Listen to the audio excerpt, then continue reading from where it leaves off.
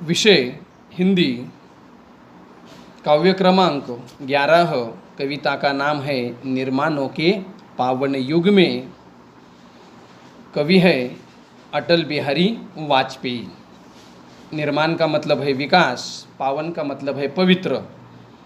इस पद्य संबंधी इसके पहले वीडियो में हमने देखा था, फिर दोहराएंगे उसे कि इस कविता के माध्यम से कवि अटल बिहारी वाजपेयी जी ने हमें नूतन अनुसंधान, संस्कृति का सम्मान, जगत का कल्याण, उत्थान यह तो करना ही है, लेकिन इसके साथ साथ हमें चरित्र निर्माण करने पर भी विशेष जोर देने के लिए कहा है, या कवि ने चरित्र निर्माण को विशेष महत्व दिया है।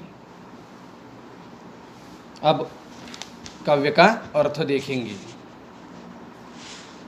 शील विनय आदर्श श्रेष्ठता, तार बिना झनकार नहीं है। अब कवि कहते हैं, क्या कहते हैं कि लोगों में अच्छे आचरण अपनाने, विनम्र बनने, आदर्श कहलाने तथा दूसरों से अधिक श्रेष्ठ होने की भावना जागृत करना जरूरी है। ऐसा व्यक्ति, जैसे कि शील का अर्थ है मिजाज, विनय नम्रता है, आदर्श है अनुकरण, श्रेष्ठता उत्तमता, झनकार मतलब झन की आवाज। शिक्षा क्या स्वर साध सकेगी यदि नैतिक अधिकार नहीं है। साध सकेगी, ये इसका मतलब है सिद्ध करना। नैतिक यानी नीति संबंधी। क्या कहते हैं कवि कहते हैं कि यदि किसी व्यक्ति में नैतिक आधार नहीं है तो उस व्यक्ति की शिक्षा कुछ काम की नहीं है या काम में आ नहीं सकती है। यदि अगर कोई व्यक्ति उच्च शिक्षित है, बहुत पढ़ा लिखा है, लेकिन उसके पास नैतिकता नहीं है, तो उसका जो ज्ञान है वह ज्ञान कुछ भी काम का नहीं है, क्योंकि उसके ज्ञान को नैतिकता का आधार नहीं होता है, उसकी शिक्षा को नैतिकता का आधार नहीं होता है। इसीलिए कहा है कि शिक्षा के साथ साथ उसे नैतिकता का आधार होना जरूरी है। कीर्ति कौमुदी की गरिमा में संस्कृति का सम्मान न भूले। कीर्ति यानी यश, कौमुदी का मतलब है चांदनी, गरिमा का मतलब है महत्व। अब इस पंक्ति का अर्थ देखेंगे।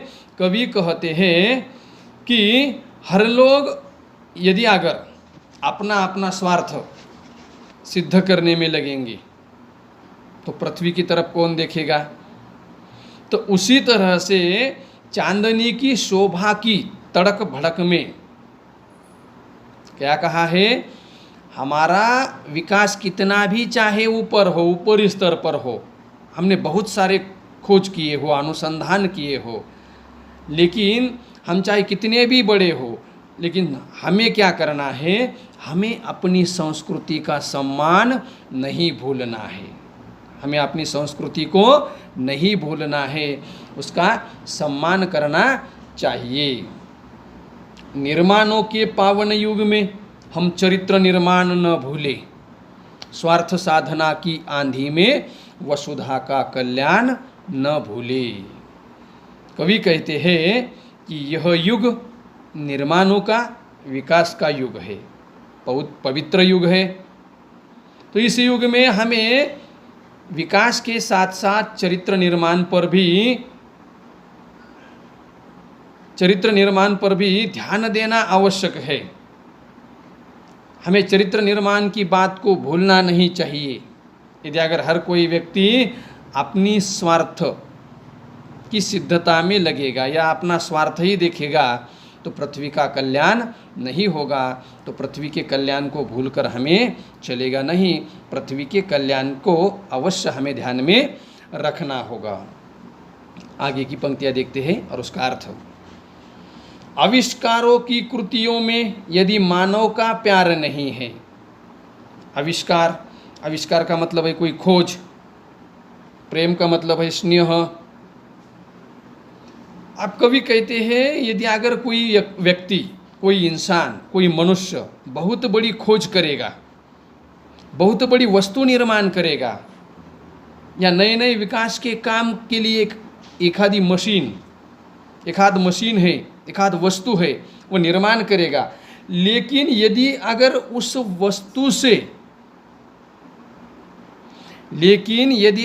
वस्तु से किसी मनुष्य का काम नहीं हो सकता, किसी प्राणी का भला नहीं हो सकता, तो वह वस्तु निरर्थक है। वस्तु कैसी है? वह निरर्थक है, वह मनुष्य के किसी काम की नहीं है। सृजनहीन विज्ञान व्यर्थ है, प्राणी का उपकार नहीं है। यानी इंसान आविष्कारों के माध्यम से, अनुसंधान के माध्यम से जिन जिन चीज़ों को निर्माण कर रहा है, यदि अगर वह चीज़ सृजनहीन है, सृजनहीन यानी जिससे कोई सृजन नहीं हो सकता, नई निर्मिति नहीं हो सकती, यदि अगर ऐसी चीज़ है और जो विज्ञान उसे बनाता है, ऐसा विज्ञान भी व्यर्थ है, निरर्थक विज्ञान है, जिससे प्राणी का कोई भला नहीं हो सकता या प्राणियों पर उपकार नहीं कर सकती। भौतिकता के उत्थानों में जीवन का उत्थान न भूले। भौतिकता मतलब ये संसार, ये सांसारिकता। उत्थान का मतलब है उन्नति, विकास। अब कहते हैं जब हम अपना जीवन व्यतीत कर रहे हैं इस संसार में, इस जगत में, हम अपना जीवन, हम यानी इसका मतलब पूरी पृथ्वी के वासी, पृथ्वीवासी इंसान, हम अपना जीवन व्यतीत कर रहे हैं और जीवन व्यतीत करते समय सांसारिक उत्थान, संसार की उन्नति में लगे हुए हैं। एक देश दूसरे देश से अपनी उन्नति आगे करने को चाहता है, विकास के मार्ग पर, प्रगति के मार्ग पर एक दूसरे में होड़ लगी है कि कौन आगे जाता है, कौन प्रगति के मार्ग पर अव्वल नंबर लाता है। लेकिन कवि कहते हैं कि इसमें भी हमें जीवन का उत्थान नहीं भूलना चाहिए। जैसे भौतिक उत्थान, भौतिक प्रगति कर रहे हो, उस तरह से जीवन की उन्नति भी हमें भूलनी नहीं चाहिए। निर्माणों के पावन युग में हम चरित्र निर्माण न भूले, स्वार्थ साधना की आंधी में वसुधा का कल्याण न भूले। यानी कवि कहते हैं कि यह युग निर्माणों का युग है, विकास का युग है, साथ ही साथ में पावन युग है। तो यहाँ पर हर कोई क्या कर रहा है? हर कोई अपनी प्रगति की सिद्धता दिखाने के लिए तैयार हो रहा है। हर कोई स्वार्थ में डूब रहा है और स्वार्थ की आंधी में क्या कर रहा है? वसुधा का कल्याण भूलने को हो रहा है, यानी भूलने का प्रयास कर रहा है। तो यह होना उचित नहीं है।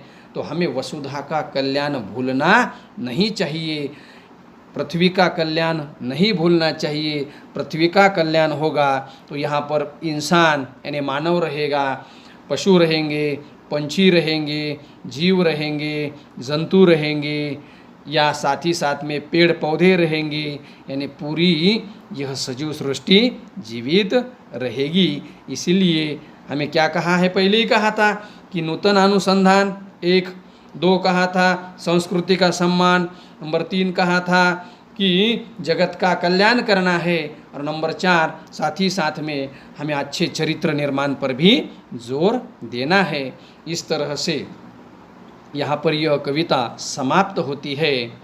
और 2020-21 का जो प्रथम सत्र है हमारा, तो उस प्रथम सत्र जो मराठी विषय जिसका आखिरी पाठ हमने इसके पहले देखा था, इंग्लंडचा हिवाळा, और इस हिंदी विषय की आखिरी कविता है 11 निर्माणों के पावन युग में, यहाँ पर समाप्त होती है। अब जो कुछ बचा हुआ शेष भाग है, इसका मतलब पत्र लेखन है, कहानी लेखन है, तो इसके आगे हम अब देखेंगे या व्याकरण का कुछ भाग है उसका भी हम अभ्यास वीडियो के माध्यम से करेंगे। तब तक आपको यहाँ तक का स्वाध्याय लेखन पूरा करना है। मराठी में इंग्लंडचा हिवाळा स्थूल वाचन है और हिंदी में 11 कविता निर्माणों के पावन युग में, यहाँ तक आपको स्वाध्याय लेखन करना है।